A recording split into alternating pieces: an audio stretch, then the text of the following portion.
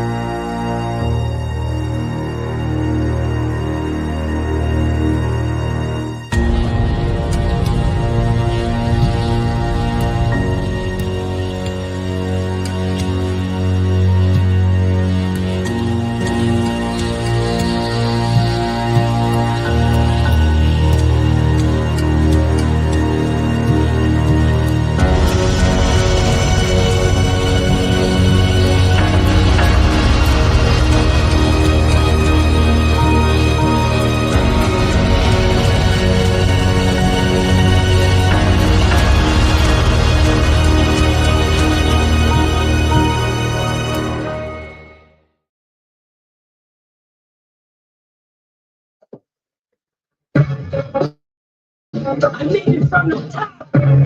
This is history, baby. Mission of peace. Baby. Godson, what up? D-Buck, what up? What up? Yeah. Yeah.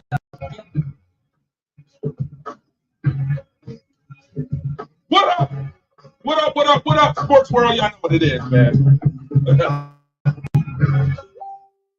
Andre the Torch Robinson, the fire starter in the mother building right now. You know, Rise Up Unlimited Radio Show brought to you by WDAP Radio and WDAP TV. Y'all know what it is, and y'all know what time it is. First and foremost, I got my guy Jay Bailey in the mother building right now. I got Jay Bailey in the building. What's good? Stay tuned in the house. What's What good? up? What up, man? What up? You know what it is, baby. You see it. Man, listen. I need y'all to like and share the show right now. All right. I need y'all to like and share the show. Y'all definitely gonna want to hear this. Y'all gonna want to tune in. And if you tune in right now, you're gonna want to tune in for sure, because this one is gonna be a scorcher. I'll tell you right now. I got my brother from another mother in the building, West Coast in the building, Jay Bailey in the building. I see Ethan Tweedy already. What? Ethan, what's good, my bro? What's good, my brody? And of course, what it do, man? No whatsoever. When it comes to supporting and making sure people get heard, but y'all already know how we do it around here. Support is important. All right. Let's start off by talking about what we just witnessed. Let's talk about this Bills-Ravens game. First and foremost, right off the jump, the Bills 27, the Ravens 25. All right. Highmark was in a very highly intense place today. As a DJ yesterday, the place was jumping where I was DJing at, full of the Bills Mafia, waiting and ready for this one. And it was a good one. But before I get to talking about stats and throws and plays that was made in the game, I need to address an issue, and I need to address it now. First and foremost, I need to know where the hell is all those Baltimore Ravens fans right now? Where y'all at? Where the Ravens fans at? Go ahead and They wasn't even fans. They was fanboys. They was Lamar fans. Right, get up out of bed. I know they tried to tuck you in early. My boy Jay Bailey said they got tucked in early. Baby. They sleep. They wake up. At night. Get up out of bed. Go ahead and get up out of bed. We need you right here, front and center, because I heard a lot of talk all week long. I mean, Baltimore Ravens fans just chirping it up all week. They making fake posts, trying to blame it on Bills Mafia fans, making Lamar Jackson look like a silverback, and then trying to throw it on Buffalo racism. People from Buffalo, I'm gonna put your name out there today. AKA initial Sam Mack. Yeah. And I hope somebody tag this portion and send it to him, because I'm gonna say this like it need to be said. Posting about the Bills and the city being the third most racist city in America. Bro, first and foremost, the classless fans, classless organization. I think there's trolling in every organization. They do it. Last year we was mad about no, actually it was earlier this year. We was mad about Patrick Mahomes being put up on the stake. Remember that on the pole, Jay Bailey? Bills fans put him up on the pole, looked like a noose. We was mad about that. You know, I was one of the first that got up there and said that was classless. Yeah, it's classless, period. I mean, every organization shows some type of classlessness. All of them. But it doesn't represent the entire city. It doesn't represent the entire fan base.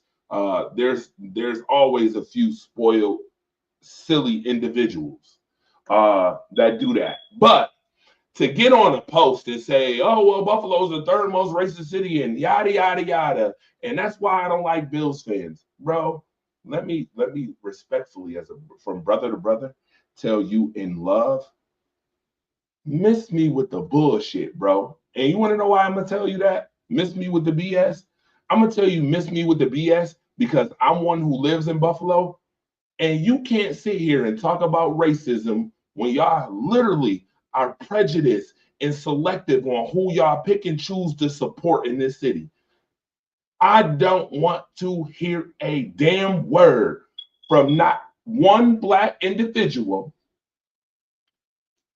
okay? Not one black individual who don't support positivity because they scared of that person being positive. They scared that they gonna succeed. So no, we not gonna support them. We call that selective prejudice. And that's amongst your own people. All that Afrocentric shit that they be talking, oh, we this, that, and the third. Bro, I live here. I know better. I know how y'all behave in this city. I know how y'all give it up. A lot of y'all selective. A lot of y'all is prejudiced. A lot of y'all is envious. And the same people crying about racism is the same ones who will support somebody who don't look like you before you support somebody who actually do look like you and who actually really do this. Like Pat Freeman, myself, Mookie Hawkins. Because if we got the support that we should get in this city, that we deserve in this city for being positive, we would be on a whole nother level. We would be able to bring other people up. But y'all so scared to see some black people succeed in this city, so prejudiced, selectively prejudiced, that y'all won't even support the real people who do shit in this city. For real. You know how many good journalists there are that go out here, spend time, blood, sweat, tears, trying to put people up, trying to bring people up, trying to lift people up in this city. Conrad Cushman is one of them. Shout out to EPW, by the way. Do y'all support him? I'm just wondering. We sitting up here talking about racism and all this crap. Do y'all support them? Don't hit me with the BS, bro. Don't hit me with the BS when y'all selective and you know it. This city is selective. If you don't act a certain way, if you don't look a certain way, selective. Let's be clear on that. Stop the BS. Stop the BS. Miss me with it, bro. I ain't trying to hear none of that. Not trying to hear none of that. And I go for anybody else, and I'm dead serious, and I don't care. You can clip this post. I'm saying it. Quit the Buffalo racism, using that as an excuse. When y'all selective y'all damn selves. Real rap. Stop the bullshit. Now, let's talk football. Ethan Tweedy, what's good, my bro? I think I need to start seeing a cardiologist with this team, dude. What up, Ethan? Yeah, Right? you do, but guess what? Guess what? We won. They take you on a ride. Nothing is easy. Nothing is easy. They take you on a ride. We feel the same way about the Packers. The Packers take us on roads too. Hell, you'll get there. You'll get there. But I want to address this guy right here starting off the show. By the way, talking football. I want to address this guy right here. John Harbaugh. Is it funny now? Hey, Jerry, is it funny? You remember, what was that movie, Jerry? Call My Agent Jerry. Jerry, who was that? Show Me the Money, right? Marcus, no. Oh, Jerry Maguire. Yeah, Jerry Maguire. Show me the money. Show me the money.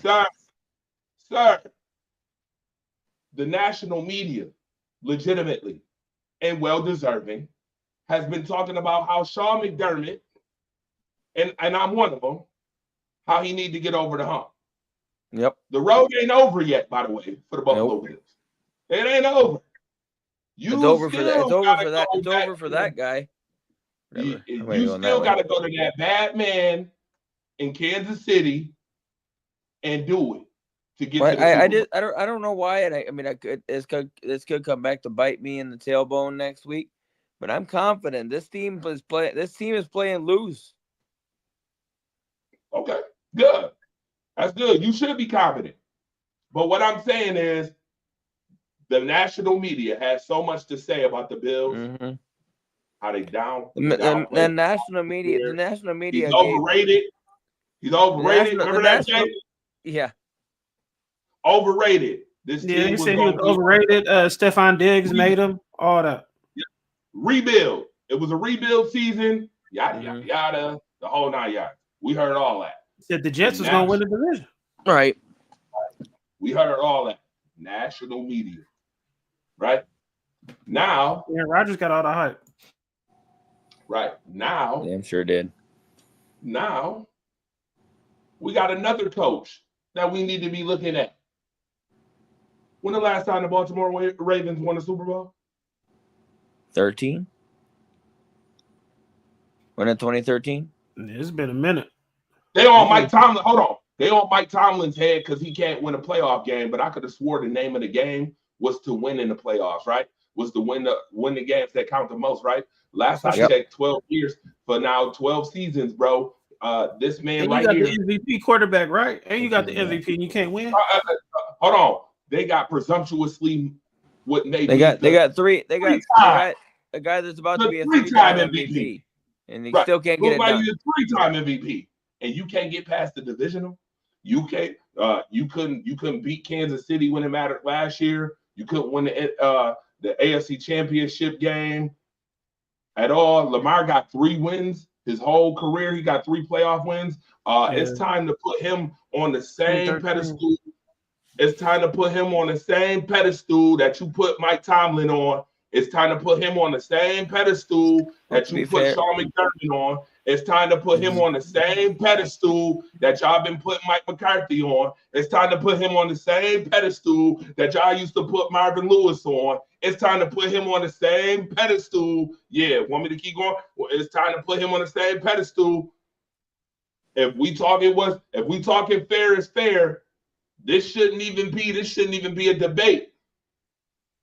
Because last I checked 3 weeks ago, tell me if I'm right or wrong, Josh Allen was definitely the favorite to win the MVP. And all of a sudden, this team beat Pittsburgh, and the whole national media changed up, switched up the flow. Your shit is garbage. while you try to kick knowledge. Literally, all of a sudden, Lamar Jackson became the favorite because he beat a team that he hasn't been able to beat but twice in the God know how many times that he had the opportunity to. Because I know the Steelers won 8 out of 9 before they lost that last home game. That last game, the Baltimore in the playoffs. Mm-hmm. Yeah, Lamar and them have been getting beat. All of a sudden, the narrative switched. We all know about small market bias. Even though the Steelers lost 5 in a row. Right.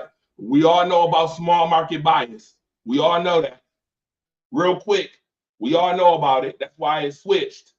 And now he's the front runner for MVP.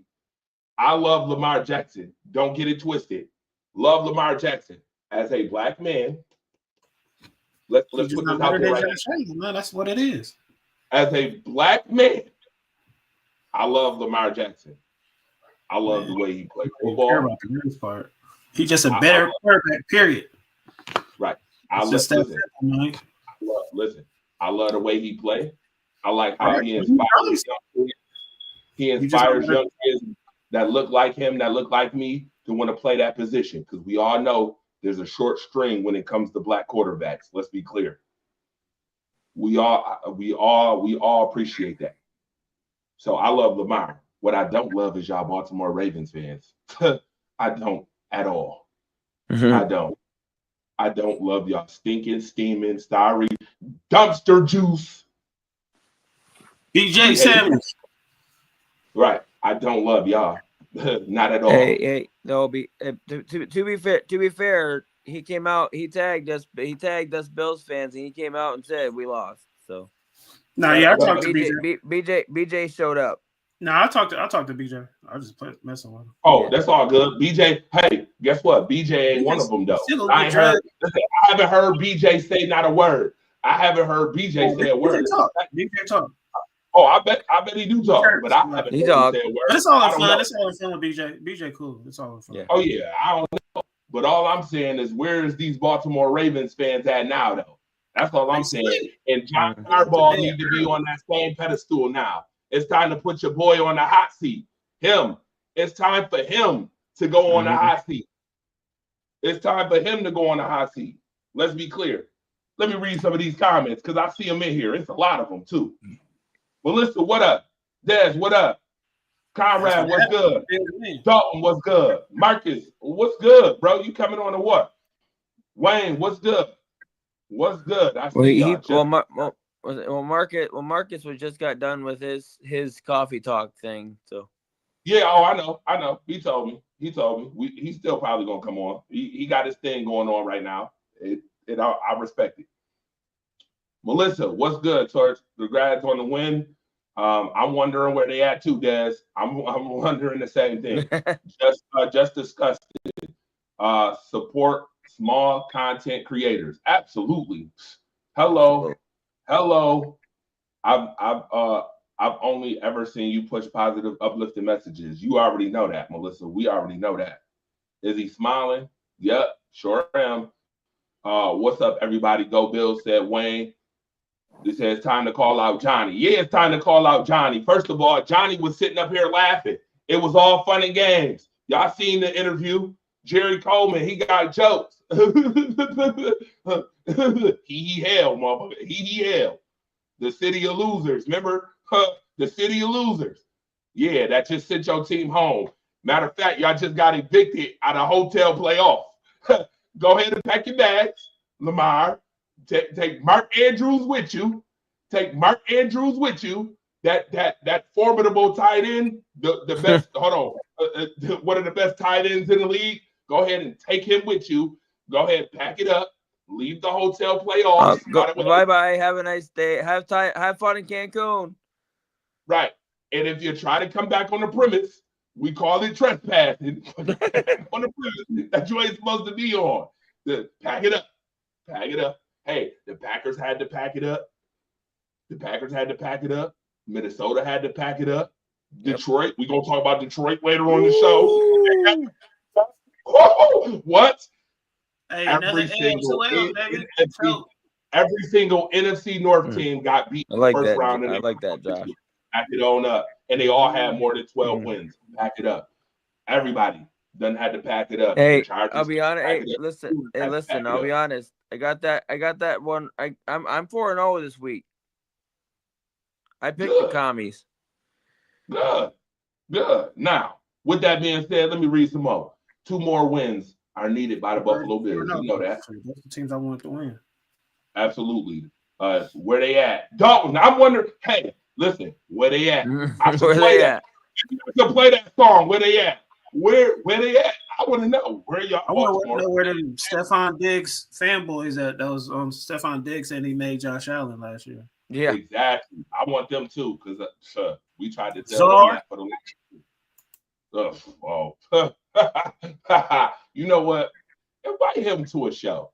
I'll go one-on-one. Who's that? Who's that? Who's that? You tell him whenever he You wants. got to do that debate, man. It's coming up. It's coming up. We're gonna do something. We can have that lovely debate. No problem.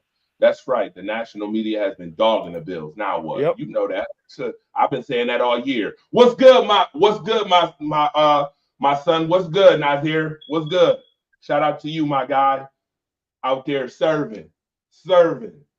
We appreciate you. We appreciate you, my man in the Pacific Northwest right now. Serving. Appreciate you, my guy. John Harbaugh is nothing like Sean Payton. No, we know. If the Bills beat the Chiefs next week, where the Ravens couldn't beat the Chiefs at home last year, John Harbaugh need to be called out. No, he need to be called out right now. Now. Right now. We ain't waiting till next week. No. Why wait till next week? Why wait till next week? Your man need to be on it right now. If we being legit, if we talking about real media, Jay Bailey, real media, myself, real media is calling him out right now. We not playing this statistic bullshit. Y'all been calling Mike Tomlin out all year. Y'all been calling him out. Y'all done called a plethora of other coaches out. It's time to call him out. Yep. He done had the MVP 1 time, 2 times, damn near 3 times if they pick him this year. 3 times. You know what's so funny about this shit, though? You know what's so funny? And I love it. I think it's hilarious. For the first time in a long time, guess what's not going to matter? Guess what's not going to matter? Who won the MVP? Because if Lamar won the MVP, I'm sorry, you just got beat by the guy who should be the MVP. You just got beat I'll be by honest, the whole time, Torch, I've been saying, I don't care about MVP. Give me that Lombardi. Right. And that's what matters most. That's what I've been saying. Give me that Lombardi trophy, man. Forget it. This is all I've been saying the whole time. Listen, if you win the MVP, whether it's Josh or Lamar, and you get beat on Sunday, your MVP does not matter, because people are going to be like, oh, well, guess what? Josh won it, and he got beat by who should have been the MVP. If it's Lamar and he win it, well, you got beat in the playoffs by the guy who should have been it. That's how it's going to get looked at this year, and that's why I find it freaking hilarious. Ha, ha. Ha, ha. How about that? MVP that don't even matter this year. Ramona, yes. The fire starter, Marcus and I both said Harbaugh should be on the hot seat. Thank you. We call that real journalism, unbiased journalism. Yeah, I'm on that kick. I'm gonna keep pushing that till the wheels fall off, because for some reason, some idiots out here love watered down, dumpster juice, recycled. I read it off of teleprompter or off of somebody's script that they done wrote.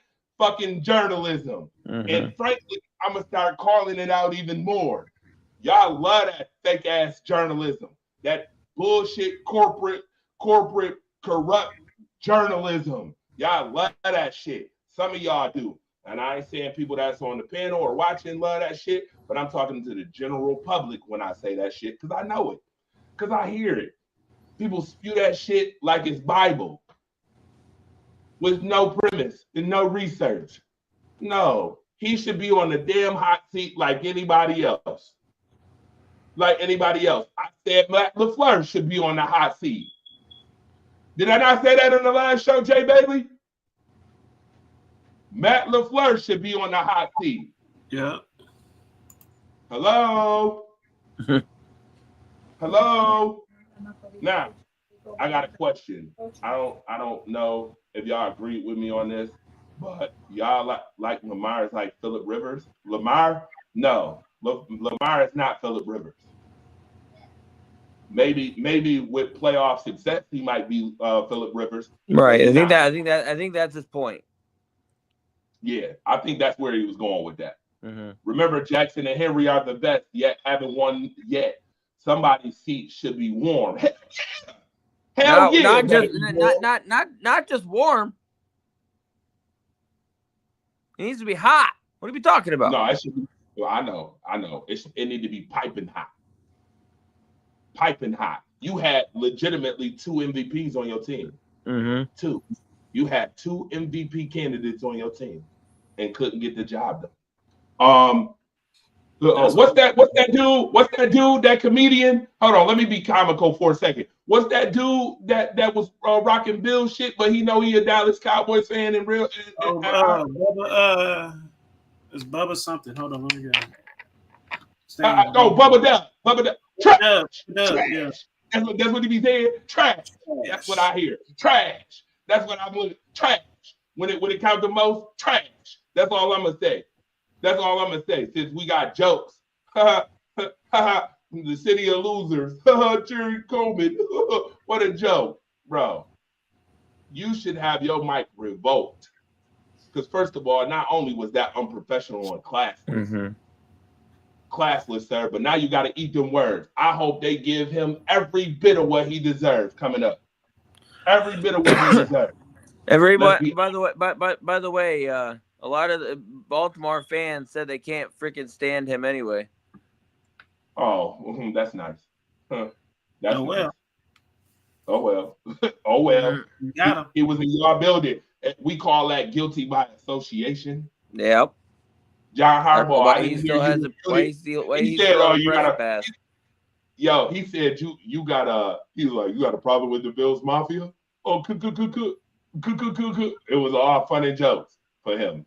Look at his face. Just look at the screen. Look at his face.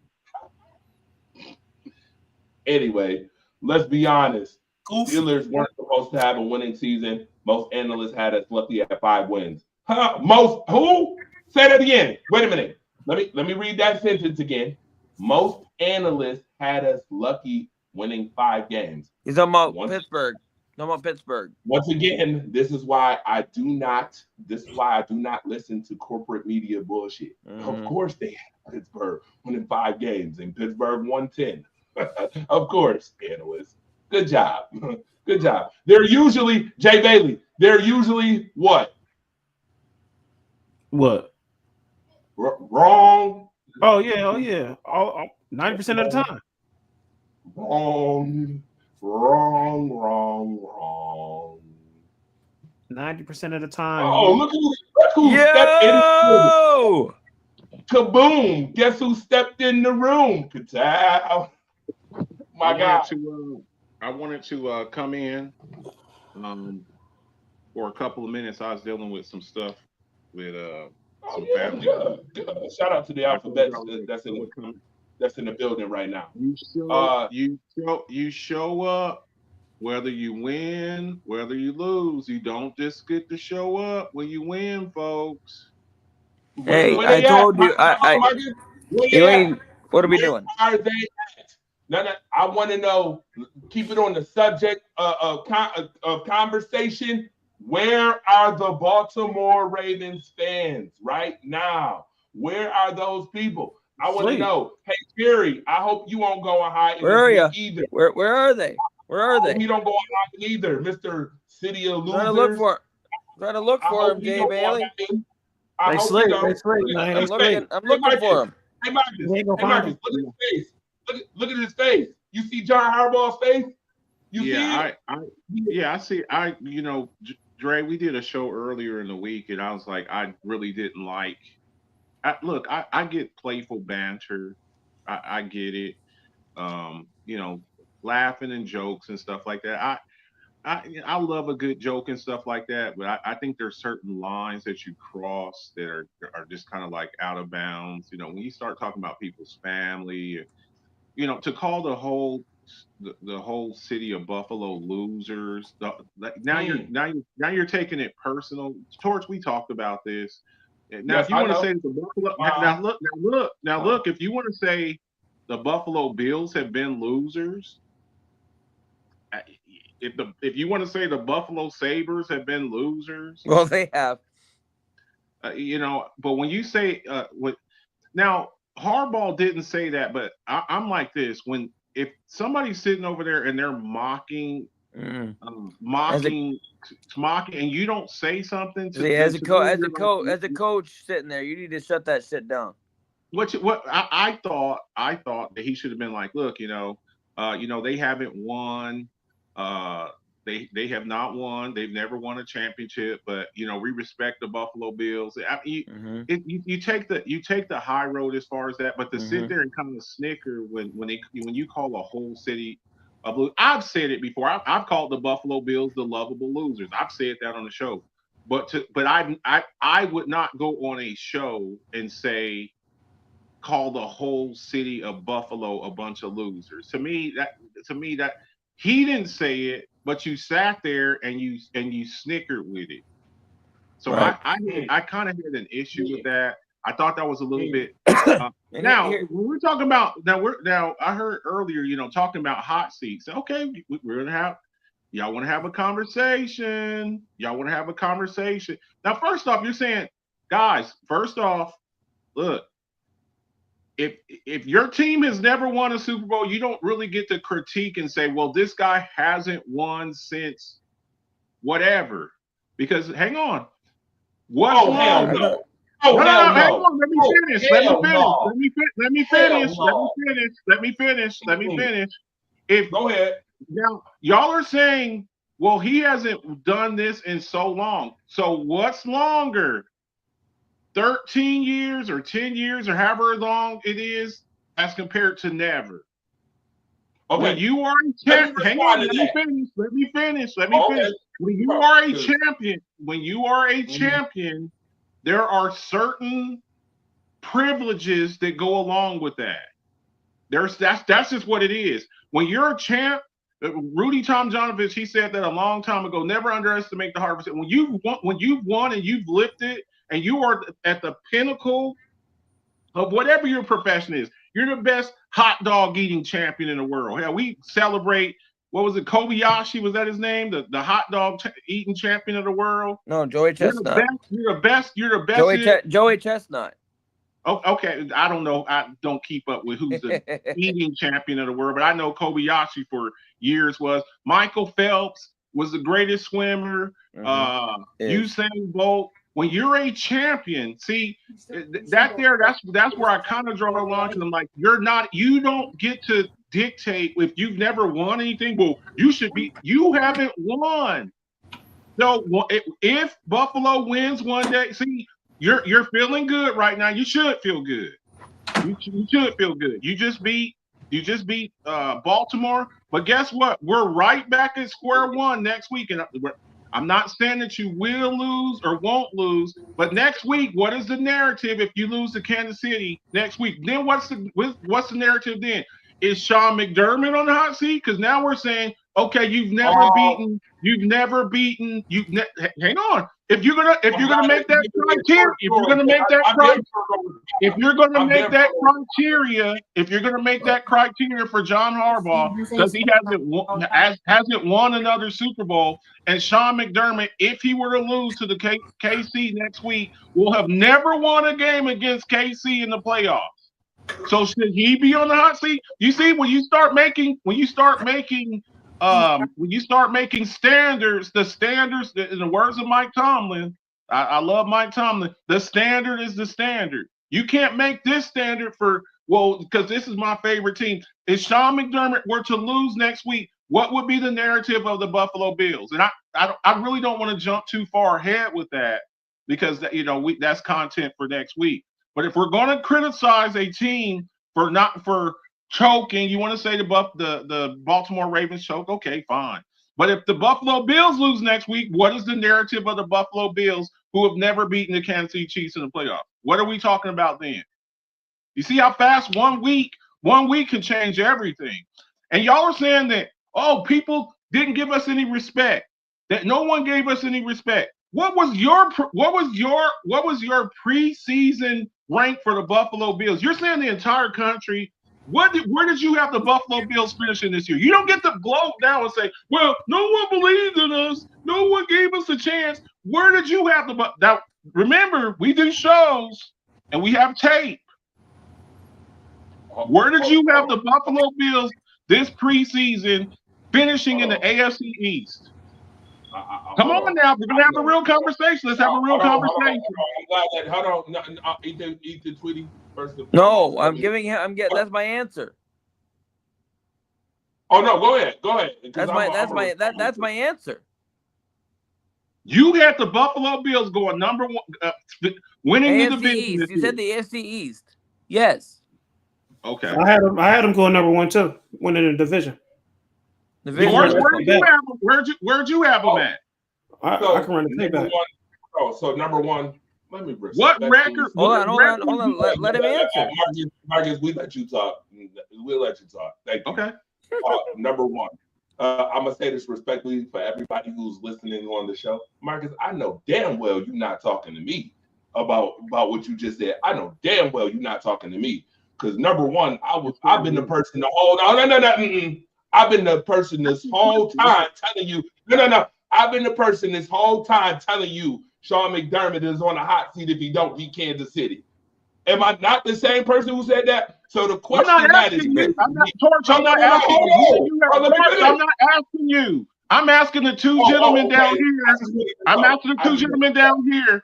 If Sean McDermott, y'all are saying that John Harbaugh should be on the hot seat.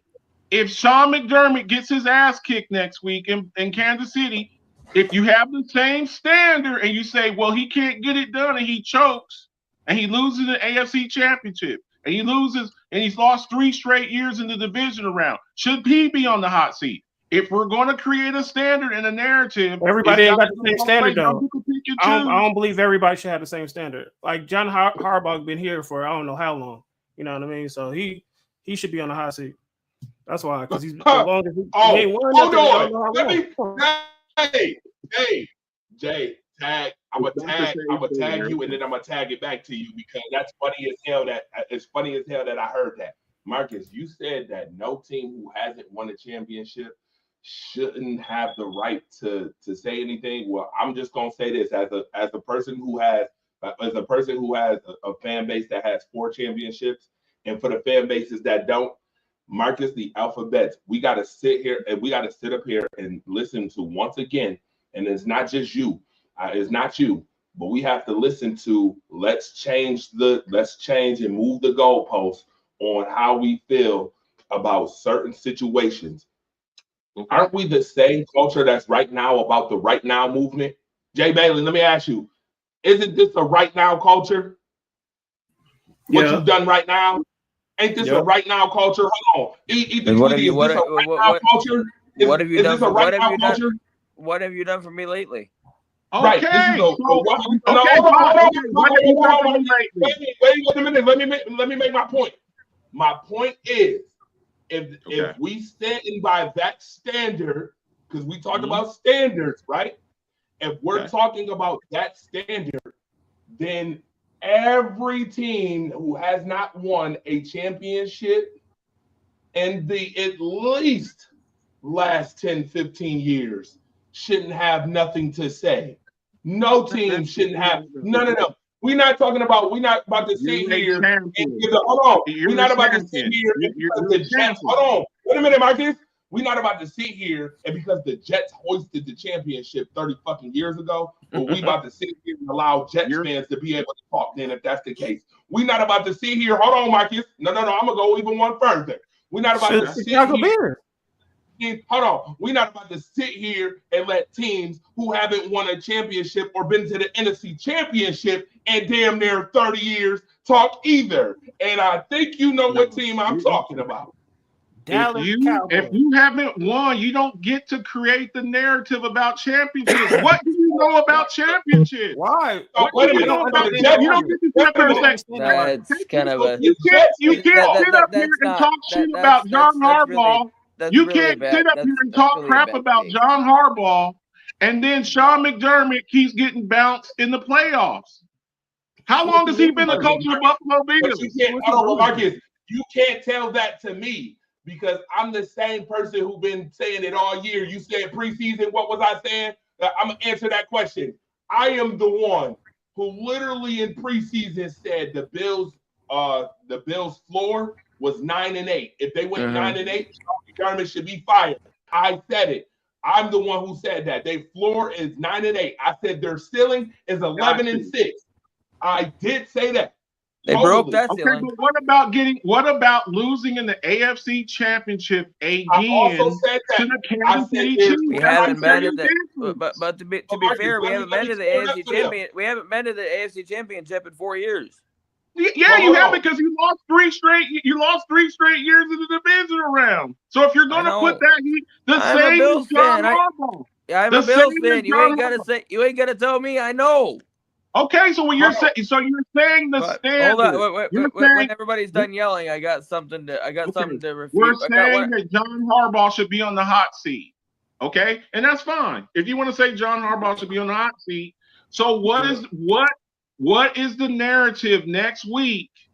And I'm not saying it'll happen or it won't happen. If the Buffalo Bills lose to the Kansas City Chiefs, or you haven't been able to get over all of these playoffs, you keep losing to Patrick Mahomes. What is the narrative then? What are our thoughts on Sean McDermott? If you're going to have that high standard, high standard for John Harbaugh, a champion who was the #1 seed last year, and he lost in the AFC Championship, but he's a champion, so he's going to get more. He's going to get more consideration because he's a champion. Floyd Mayweather gets decisions because he's a champion. Kansas City gets more props because they're champions. Golden His State expectations be Warriors- more. Hold on. Well, Shouldn't wait a his minute. expectations be higher since he's a champion? McDermott What's ain't that? won nothing, so why is his expectations higher than somebody that's won something? Say what? I didn't hear what you said. Repeat it. I'm sorry. I didn't hear what you said. I said John Harbaugh has won something, so why is his expectations higher than somebody that hasn't won anything? No, what I'm saying is he has won. Sean McDermott y'all are saying he should be on the hot seat. He was the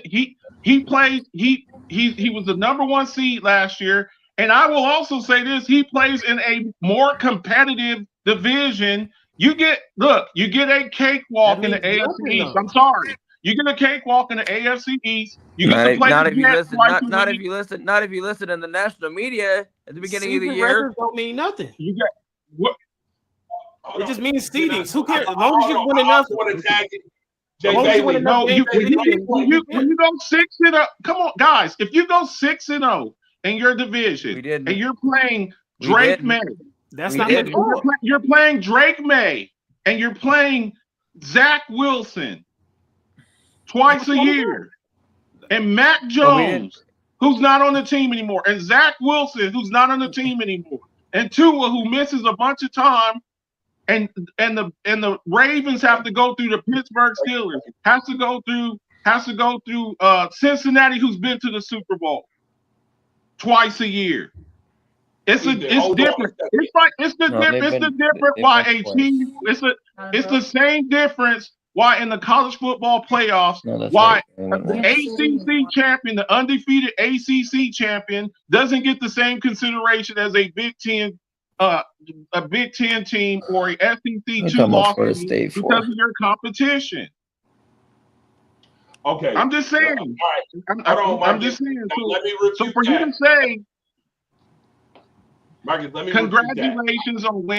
congratulations on winning today. You should be happy.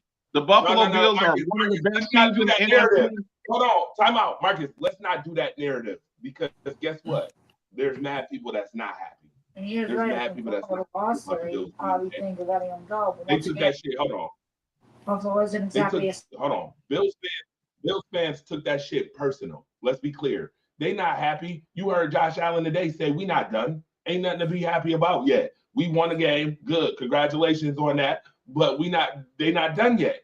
Marcus, I just sat here and listened to you tell us about standards, right? Jay Bailey had a perfect point. So you telling me that a champion that won a Super Bowl shouldn't be held at a higher standard than somebody who hasn't? If that's the case, John Harbaugh should be on the hot seat for the fact that his standard is higher than most coaches. You won a championship. You've been a coach longer.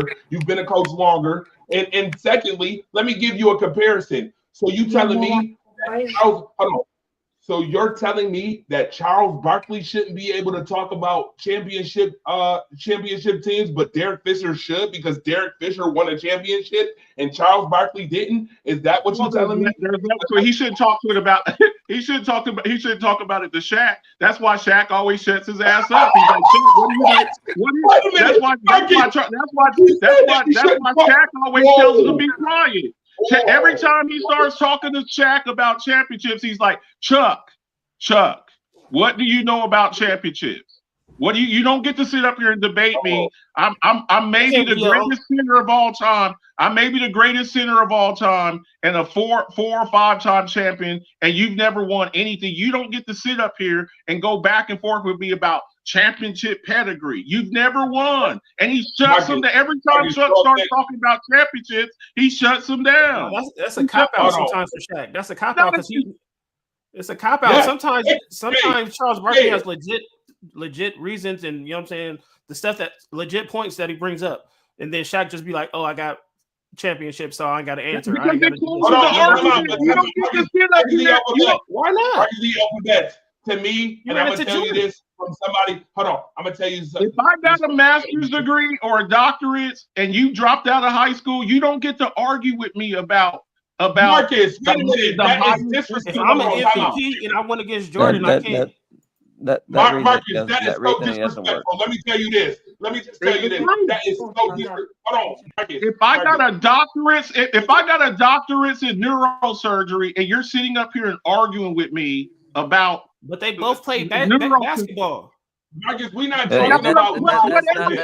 They both played if I'm a champion, I got a doctorate. If I'm a multiple time champion, I got a doctorate in football.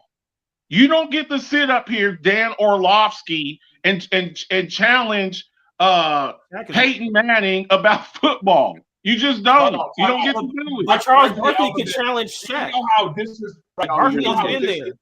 You really can. Barkley has been there. I'm sorry, but Marcus, do you know how disrespectful you are being right now to Charles Barkley? Do you not? First of all, Charles Barkley played in a better era than Shaq did. Let's be clear on that. Number one, he played tougher competition in his era. Yes. What played against Jordan? Marcus, the alphabet. Are you fucking kidding me right now? Sorry, Marcus. I'm sorry, and I don't mean to swear on the air. Jordan retired. No, he didn't. Shaquille O'Neal did not play in the same era as Michael Jordan and Charles Barkley. Yes, he did. Michael Jordan got drafted in 84. Michael Jordan got drafted in 84. Michael Jordan got drafted in 84, and Shaq got drafted in 92. And got drafted by Jordan. That's 2001. It is different. Marcus, that is you say he didn't play in his era. He played in his era. Marcus, that is an 8-season difference. Do you know how many years? Wait a minute. Do you know how many years Michael Jordan even played in the NBA? He played from like 84 to 2000, 2001. Marcus, he played 11 and a half seasons. Did you forget Michael Jordan left the league for 5 seasons? I understand that. We're talking about his active years. His active years, he retired twice. Marcus, the era of basketball that Charles Barkley played in before Shaq came into the league is a totally different era. You talking about? Hold on, Marcus. Charles Barkley and Michael Jordan. Marcus, I give you credit. You're the football. My hand's falling asleep. I give you my that. hand's falling asleep over here. But trying to talk basketball, trying to talk that basketball about eras. You're talking to something. I'm older than you. I was watching basketball when you were still in grade school, sir. That don't mean that. So I what? was You watching older than me. basketball when you were in grade school, Oh, sir. come on. I was watching basketball when you were in grade Why are school. we I'm pulling? about 10 years older than you. When I was 20, Why you are were we 10. pulling? Why are we pulling the How age old card were out? you in how old were you in 1990? How old were you in 1990? Marcus, it don't matter how old I That was. does matter. How old were No. you in 1990? It don't, sir. It doesn't How matter. How old were you in 1984 when goodness Michael Jordan got drafted? Marcus, Can I say something? Come on. I was trying to wait till. Go ahead, Ethan. I'm I sorry. was having my hand up, but my hand falling asleep. Marcus, you were saying just if you haven't won a championship, you shouldn't be able to talk about winning. That if you have a working knowledge of the NFL and you're a true journalist like Torch, like Jay Bailey, especially those ones, and those, you can still talk about it even if you haven't won one. What are we doing? When I say you can't listen, when I say you can't talk about it, what I'm saying is you all are creating a standard, and you're saying John Harbaugh should be fired. If that's your I never said he should be fired. He's on the hot seat. Ramona. Thank you, Ramona. You're saying, Thank you. okay, Thank you, Ramona. but what is the Thank you, difference? What is the difference between this guy who's and that's fair. But what I'm saying, if you're going to say that about John Harbaugh, a champion, you are acting as who if went to Charles the Barkley AFC is a scrub. championship. No, you are talking about Charles Barkley. You acted like he a scrub. You compare neurosurgeons to dropouts. Shaquille O'Neal, first of all, let's be clear. If we're going to talk premise, let's talk real premise. Shaq has never had a team the way Charles Barkley had his team orchestrated. If Charles Barkley had Shaq's team, Charles Barkley would be a champion right now too. Let's be clear. If we want to sit here and talk about premise, are you out your mind, Marcus the Alphabet? Are you out your mind? We're getting on basketball. We're getting on basketball. Do we want to do a basketball show or a football show? Charles Barkley played with Moses Malone. Charles Barkley played with Hakeem Olajuwon. Charles Barkley played with Scottie Pippen. Come on, man. Stop it. Hold on, bro. Scottie Pippen is not. Hold on. In the comments, Marcus Herring is right. He said, Marcus, you're absolutely incorrect. Mina Kimes knows more football more than a lot than actually have played the game. Your doctor analogy is weak. Okay, I'm gonna say this again, bro. Look, when you haven't won anything, y'all come up with all of these sidebars and stuff like that. Here's the thing. And guess what? Peyton Manning went through the same thing. Steve Young went through the same thing. I remember when Steve Young was coming up and he won his first championship after Joe Montana, and he was standing on the sideline. He told one of his offensive linemen, "Get the monkey off my back." That's what he told him, because everybody kept saying Steve Young can't win a championship. He's not Joe Montana. So that's fine. But you got to understand, until you do it, people are going to keep doubting you. I think Buffalo has a very good chance. But again, if you lose next week to Kansas City, look, we're getting a little bit ahead of ourselves. We have to think about that. We're happy right now because you won. But what is the narrative next week? What is wait a minute, no. Stand on business with that. How is anybody getting ahead of themselves by saying John Harbaugh should be on the hot seat? No, that's not what he's saying. No, I'm asking that. How are we getting ahead? How is anybody getting ahead of themselves? Because that's the topic of conversation. Is that right now, guys like John Harbaugh and even a guy like Mike Tomlin, they're pretty much in the same boat. They're pretty much you know what they call guys like them? They're made men. Mike McCarthy's a made man. John Harbaugh's a made man. Mike Tomlin's a made man. They're made men because you get certain consideration when you've done it. Because we don't know if Sean McDermott can ever do it. But guess what we do know? That's definitive, Ethan Tweedy. John Harbaugh has won a championship. We know he can do it. Yeah, I understand your point. But my point is this. Yes, he's a made man. Yes, Mike Tomlin's a made man. But you also have to consider at what point did they become stale because they're doing the same thing and they're having the same result over and over. Okay, and again, so I ask you the question again.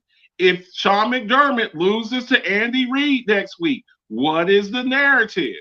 If the Buffalo Bills can't beat the Kansas City Chiefs, let me answer. That seat will be warm.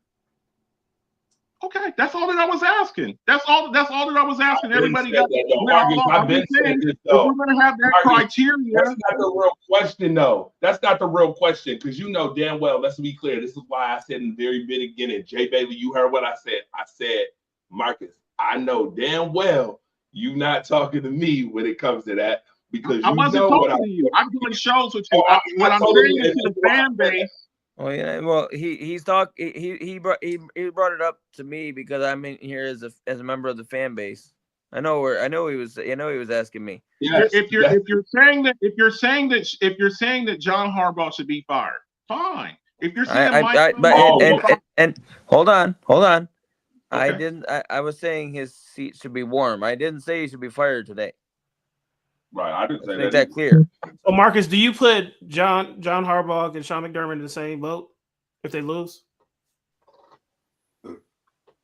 No, no, I don't. What I mean by that is John Harbaugh's more proven. He's more proven. He has won a Super Bowl. Sean McDermott, the only thing that Sean McDermott has proven until maybe next week is that he can get to the AFC Championship and lose, or he can get to the divisional playoffs, the divisional round and lose. That's all he's proven so far. That's all that I'm saying. So but you don't think, because I don't know how long John Harbaugh has been coaching, but I don't think Sean McDermott. I'm pretty sure Sean McDermott has been coaching that long. You know what I mean? So I think he could get a little bit more leash than John Harbaugh, because it's been 2013 and it's 2024. Like, how long are we gonna keep on giving him that excuse? Like, he's proven that he's a loser in the last 11 years. You know what I mean? Whoa! Time out. So you're a loser. You're a loser if you lose in the AFC Championship. Yep. Yeah. You didn't win. You're only good as your last game. That's the criteria we're going with. If you lose in the AFC Championship, he's a loser. Has he? What has he won? Just one Super Bowl? Okay, so that means nothing right now. They lost today. That means nothing. That Super Bowl don't mean nothing right now. Okay.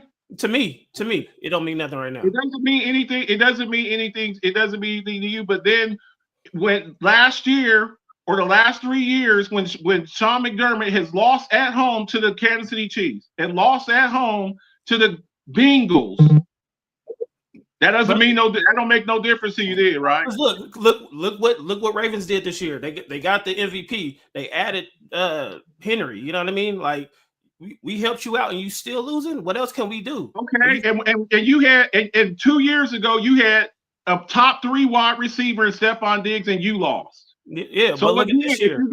Huh? But look at this year though. You could go off. Okay, I'm just saying though. What if you lose? What if you lose to Kansas City this week? Then what? Did you have Buffalo making it this far? No. Did you have Buffalo making it this far? Yep. No, not this far. I had them winning, but I didn't have them going this far. No. That's what I'm saying. I don't think anybody had the Buffalo Bills win the AFC Championship. And if you say that, if a person says that, I wouldn't believe. I was playing around because, you know what I'm saying, I know a lot of people don't like Buffalo. I always said that Buffalo going to go to the Super Bowl, but I didn't think it was really going to happen. You know what I mean? So, but okay, I think let me answer this real quick. Not to cut you off, but Wayne, a lot of this is subjective. Let's be clear. And I'm sorry about the interrupting and talking over each other. It's all good. I just wanted to. I got to get out of here because my phone's about to die and I got to deal with this little girl. I just want to say I wanted to come. I already did a live stream. But I want to say congratulations to the Buffalo Bills. You won. Congratulations, and I'll be watching next week. And congratulations to the Philadelphia Eagles. How about maybe it's your time. We'll see, huh? Commanders. Dan Quinn after you. I hate the damn Commanders. I hate the Eagles, but congratulations to them because they're both in the NFC East. But congratulations. I wanted to come on here on the show and just say congratulations. Good luck to y'all going forward. May the best team win. Y'all have a good one, man. Much love and much respect, everybody. Torch, keep doing your thing. I'm going to be watching in the comment section because I'm about to go in. Go play, go. Y'all be safe, man. Much love. God bless y'all, all right? Yes, sir. All right. So Well, that was fun. it always gets a little heated, Josh. Mhm. I just like my point. My point is Marcus got to stir that pot. Sorry, go. Yeah, my point is that since this guy is proven, his seat should be hotter because more expectations should be from somebody that's proven. And they have more talent on that and they have more talent on that roster. Exactly, they loaded up. You get Derrick Henry and you lose. Come on, man. Mm. You don't go further than what you did last year. That don't make no sense to me. Yeah. You didn't even get further than you did last year with the addition of Henry. So Jay Daly, I totally agree 110% with what you're saying, and that's why I'm gonna stand on business with that. Tag on that shit because I agree 110%. There is no way that this man right here, and yeah, I'm gonna keep pointing at his ass with a little snicker, funny looking face, coach, right there. Shouldn't be on the hot seat. First of all, if I've won championships, I should be on a higher pedestal. That's what, with great power comes great responsibility. I could have swore that's Marcus, one of Marcus' favorite sayings. With great power comes great responsibility. Where if you've won championship, you should be held on a higher standard. You're not telling me, sir, that Dickie V doesn't hold Mike Krzyzewski to a higher standard than he would Bill Self. That's not what you're not telling me that, sir. You're not telling me that he don't get held to a higher standard. That's crazy, number one. Number two, secondly, this era is a what have you done for me lately era. We can't sit up here and flip and switch. Hey, Wayne, he's a Dallas fan. My bad, Holy cow. Lance, where you been, Lance? Shout out to Lance, my guy Lance. I haven't seen Lance in years. I know, it's all good. Listen, we can't sit up here and flip and switch. That's why I said we can't sit up here and move the goalposts. Media, corporate corrupt media is good for moving goalposts all the time. They move the goalposts every time. The MVP, do we even know what the standard for the MVP is anymore? Because, I mean, come on, let's be clear. Last year, Josh couldn't win it because he had 18 interceptions. This year, his team has 8 total turnovers, something that hasn't been done since 1932. And yet, somehow, he knocked off both Detroit and Kansas City. Baltimore has lost to bottom-tier teams twice this year. You got the most overrated quarterback. You got, you know what I'm saying? You lost the dude that made him. You lost the receiver that made the quarterback. We lost our top 2 receivers. Right. And defense. Mm-hmm. Y'all, you know what I'm saying? So he had to carry. Right. Not only did they lose their top 2 receivers, Jay, but they lost half their defense. And let's talk about the injuries they had this year, since everybody want to use injuries as an excuse. Exactly. Amari Cooper has been injured this year. Keon Coleman has been injured this year. Dalton Kincaid has been injured this year. Dawson Knox has been injured don't forget this year. Don't forget we have a new center. Oh, let's be clear. And yet the Bills still 13-4. They made it to the AFC. And then you got your boy right here. You know what I'm saying? Yeah, a top 3. You got a top 3 running back, and he still didn't get any further than he did last year. And he got the MVP. And all I'm saying is a 2-time MVP. Credit need to be given. Credit need to be given. That's all I'm saying. Let's stop with this small market bias corporate bullshit of BS, and let's be right down the line, straightforward. You know what my standard has been. Marcus know what my standard has been. Sean McDermott, if he lose next week to the Kansas City Chiefs, and that's your 4th time losing to the Chiefs in playoffs, you should be on the hottest seat, sir. That's why Josh and them know. Listen, Jay Bailey, you seen the damn interview Josh Allen said. He said we won tonight, but it ain't over. It ain't over yet. You gotta go to Kansas City and win. Because if you don't go to Kansas City and win, your coach's seat is super hot.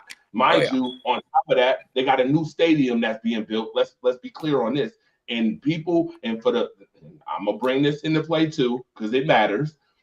And all that money that they want for seats, for people to be able to see the Bills, that culture is not gonna want a losing culture that can't get over the damn hump. They're not gonna want that. They're not gonna want that. It's bad enough that they did that to begin with already. It's bad enough. It's bad enough that they charging people where people got to take out 10-year plans to have a seat in a stadium. You think those people gonna want to see a losing culture, a culture that can't beat the Kansas City Chiefs when we know Patrick Mahomes ain't retiring no time soon? You think they gonna want that? No. You got to We know tons of seats. But you got Niner fans. I still live in the Bay Area. You got Niner fans saying that they should be good because they lost to the best quarterback. You know what I'm saying? So they think it's okay. It's a cop out. Be like, oh, we lost to Mahomes, the best quarterback. Like, nah, they don't give that to Buffalo. When Buffalo lose to Mahomes, oh, y'all can't get past the hump. Y'all can't. But so y'all lost the Super Bowl to Mahomes. Oh, we lost it to the best quarterback. You know what I'm saying? Like, they get a cop out for it. It don't make no sense. Right. You recognize it. That's what I'm talking about. Small market bias. Once again, San Francisco is not small market. Again, this is what I'm talking about. And this is what I've been bringing up all year long. And I'm going to continue to keep bringing it up because it needs to be. The conversations that should be had ain't being had. We're not talking about John Harbaugh deserved to be on the hottest of seats, period, point blank. Sean McDermott deserved to be on the hottest of seats if he don't win next week. I don't give a damn. I know. Jennifer know. She know what I told her. Jennifer. Me, Shanahan should be on that hot seat. Jennifer know what I told her too. Yeah, hey, but by the way, when the guy called Buffalo City losers, he said it like a few years ago, and then Bills Mafia donated like $100,000 or whatever. Yeah, it's it right there. Raised thousands of dollars for the Alzheimer's Association because his mom had died of Alzheimer's, but he's still bringing that crap up 4 years later. Like, what are we doing? Yeah, look, he lost to the city of losers, though. It looks worse on him. Right. That's what I'm talking about. That's why, again, and thank you for bringing that. They need to take Jerry Coleman's media pass away. But guess what, though, Jay Bailey? Guess what, Ethan? They ain't gonna mention what you just mentioned. I bet you those big market corporations, those big market medias ain't gonna mention that shit. They're not gonna mention the thousands of dollars that was raised for his mama, City of Losers. See what I'm saying? I bet you they ain't gonna bring that shit up. They rather have the negatives because it's more catchy. It's clickbait. And that's what I'm talking about. And that's what I'm continuing to keep mentioning. I'm gonna keep elevating it on every show. When there's real fucking journalism out here, real media content creators out here that ain't about that shit. Yet idiots go on Facebook talking about how a city is racist, but yet you don't support the people in your own goddamn city that's doing shit. I didn't hear Dallas fans wanting Mark McCarthy to stay, even if he's a proven man, right? He a made man. They wasn't like, oh, we want Mark McCarthy. Why you want to get rid of him? He a made man. He proven. Keep him. So, you know what I mean? Like, prejudice. That Super Bowl that he won way back don't matter. Right. See, that's what I'm saying. I'm coming from a different angle when it comes to this game because everybody else gonna just talk about the stats and all that stuff. I wanted to talk about the root. I wanted to get to the root of this shit to start the show. And we've been talking about it for an hour, which is lovely. We had heated conversation, which is lovely, which people see that this is a real topic of conversation. So we can get to what Lamar Jackson did. Want Buffalo to win. Right. Man, please. 90. You know what? I'm not even gonna put a percentage on it. Mad right now. A lot of people didn't want Buffalo to win today. A lot of people did. People in our circle, majority of them did want them to win. Right. Again, people that we know, us three, we know. Yeah, they mad. But a lot of that is a testament to different things that we just talked about. You don't have to like. I mean, I ain't saying you gotta like Buffalo, but you know what I'm saying. Like you ain't gotta like them. You ain't gotta like them, but we know the reason. But hey, it is what it is. You know what I'm saying? They going to the AFC Championship game, and your boy Lamar not. Right, and now we can sit up here and talk about, oh well, Lamar has 3 playoff wins his entire career. And John Harbaugh has been his coach for 8 seasons. Yet we don't think he should be on the seat because he won with Ray Lewis. I cannot. Exactly. Moving on. Like, way back. That's what I'm saying. Like that don't matter today. That Ray Lewis win don't matter right now. Moving on. I'm so serious. Like that baffles me. It said, hold on, Jim or John, whatever his name is, said we're still losers. Harbaugh didn't say that. Harbaugh did not say that, Tyler. Jerry Coleman said that. It was a reporter, right? Yeah, a reporter. I mean, I could play it again if you want to hear it. It wasn't John Harbaugh who said it.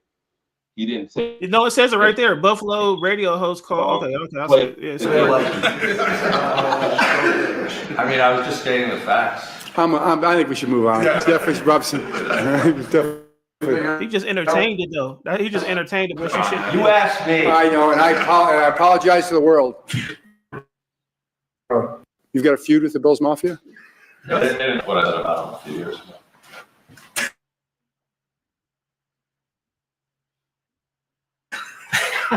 Call him a sitter.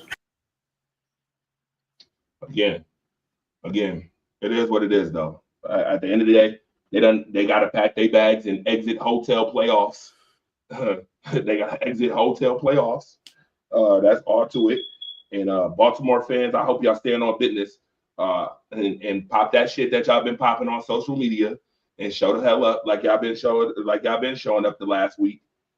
That's all I'm gonna say. Yes, and Harbaugh didn't stop him either. That's my point. Yeah, he entertained it. And Tyler, yeah, straighten up, bro. What are we doing? What are we doing right now? Yeah, straighten it up, sir. Yeah. John or Jim didn't even say that. They didn't say that, but he didn't stop. No, it. but to be fair, as soon as he heard him say that, John was like, all right, we should move on. He was trying to shut that shit down, but they kept talking about it. Oh no, Ethan. That's cute. See, that's cute. And here's where I disagree. Jay Bailey. What's up? Sir, I think you from the same era I'm from. When you started, where you started is where you get dealt with at. Where you get dealt with. Is that the era we from? We from the where you started is where you get dealt with. Right then and there era, right? We from that. Okay.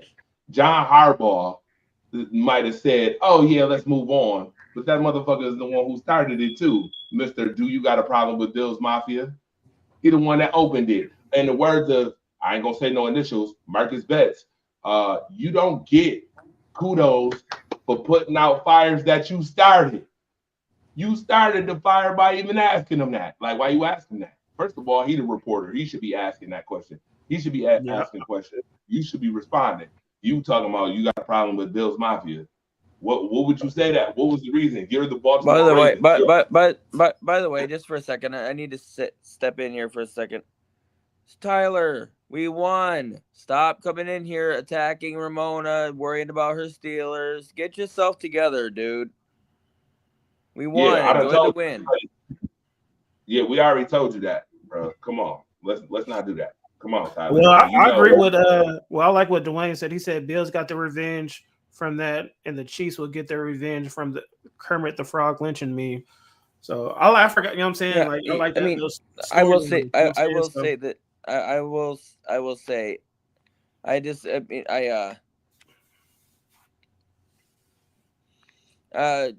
what do I say? How am I gonna say this? I do not support that guy. No. I'm just saying they got a storyline with it. You know what I'm saying? They got a backstory. Yeah, so I'm with it.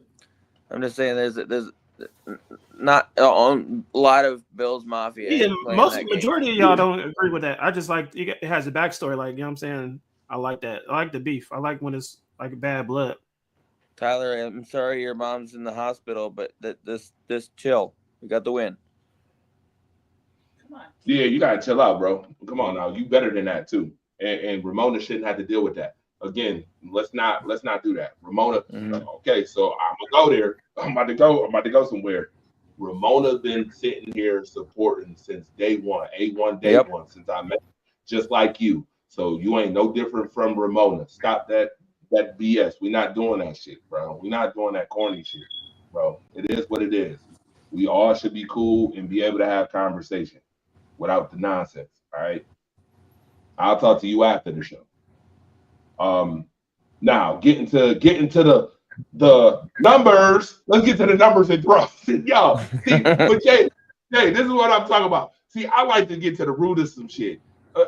It's plenty of people who talk numbers all day long. All they do is talk the numbers. You know what I mean? We hear this all day. You can go to any show and watch the numbers. Shit, I like to have conversation. And if y'all like to have conversation, shit, stay tuned. People out Rise Up Unlimited Radio Show. People up, stay tuned. They have conversation. We talking about conversation about shit. We ain't just talking numbers. You can get that anywhere. That's whack. It's played out.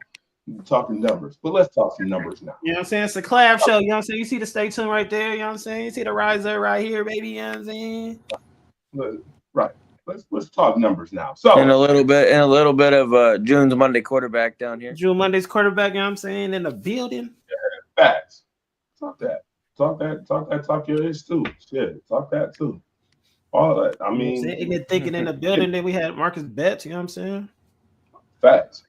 Shit. Talk about Friday's show with Ramona Dye, the Alphabets football talk show. Ramona Dye in the building. On the show for 5+ years. Pay respect and homage. That's all I'm saying. Give respect. It's all love, man. We ain't got to agree every time, but it's still love at the end of the day. We ain't got to agree on everything. Right. That's what makes it fun. Exactly. I know I don't like agreeing with nobody, so I can argue. Right. Shit, sometimes it's just good to get it out. Just go ahead and get it on out. The Lamar Jackson, 254 yards, 2 touchdowns, 1 costly interception, 18 to 25 today. Yeah, fumble. Oh yeah. I had that. And a fumble. Derrick Henry, 16 carries, 84 yards and a touchdown. Kept them under 100. Mark Andrews gonna be the scapegoat, but Lamar did damage too. That's a victory for that. That's a fact. Hey, you know what? You know what? Just for the record, I was telling this to Marcus earlier today, and including today. Derrick Henry has never ran for over 100 yards against us in Buffalo. Well, what was Cook looking like? He'll get there. He's probably doing 67 yards. It's all love, Ramona. All love, baby. Yeah, he had 67 yards. And I think he had a score. He did have a score, actually. Josh Allen had 2 touchdown runs, and he had a touchdown run. All right, Dalton, go get that dub, Special Olympics. Oh, yeah, definitely. Deep man. But the costly turnovers, once again, when it matters most. Mm-hmm. I mean, Buffalo had a really good game plan today, by the way. They had a good game plan. Mm-hmm. A lot of people said it was a bad matchup with Buffalo. They proved that wrong. Blitz. They did a lot of blitzing today. We do not see the Bills doing a hell of a lot of blitzing. They definitely blitzed, and they definitely was making Lamar. They was making Lamar have to win the game with his iron. Protect the show, baby. Protect the show. Yeah, definitely was doing that. By the way, Isaiah Likely. I'm gonna speak on Isaiah Likely. Hey, Likely was kid, man. Likely was That's what they should have kept doing to. Likely was cooking us. Man, they should have just kept running the ball. You want the truth? Isaiah Likely would be a top five tight end anywhere else. Mm-hmm. Yeah, they need to get rid of Tucker, his name the kicker, and they got to get rid of Andrews. Or focus more on Likely than Andrews. You could keep Andrews, but nah, you got Likely need to be number 1. A younger guy. Oh well, it didn't happen today. Tucker had a bad year. Yeah, oh well, it didn't happen today. That's their fault. Mark Andrews brutal drop. Yep, doom. He's gonna be the scapegoat for sure. He's gonna be the scapegoat. No, I don't think so. On my Facebook, he's the scapegoat. I think it's Lamar. Yeah, to say with the 2 turnovers that caused them Turnovers lose ball games. Thank you. Oh, can I ask He a question? dropped those, but Lamar put them in that situation with the turnovers. You know what I mean? Mm-hmm. Can I ask a question? Did Josh turn over the ball today? Nope. Did he Did turn he have it an over interception? last? What Did he have was an your second, interception? what was your second question? Did he turn over the ball today? No. Did, Josh, no. No, he Oh, didn't. no. He didn't have Nope. an interception. No, Did he had a did sack. turn My bad. over My the ball bad. last- No, you're right. You're right. Did he? What? Did he turn over the ball last week? Nope. Overrated, man. Did I'm he trying to turn- tell y'all he overrated. So this is what I'm trying. This is what I'm pointing out again, and I need to. I'm going to drill it. I'm going to drill it. Josh Allen hasn't turned over the ball all year long. This is game what? 16. This is And that was game his 20 downfall. for the Bills. Game 20 or 21 for the Bills now. 8 And wasn't that turnovers. the biggest he reason has to 8 say he was turnovers for the overrated? year. No, the team has 8 turnovers. No, for the no, year. they're all his. They're all his. He has 6. Oh, I know. interceptions, 2 I'm fumbles. messing with you. I'm messing with you. James Cook hasn't fumbled all year long. All year. Hey, you were trying to test me. You ain't slick. He said, "I'm selling off all my Mark Andrews cards." No, wait. I'm just going You know I gotta mess with you, Ethan. Look. Come on, man. You already know how I go.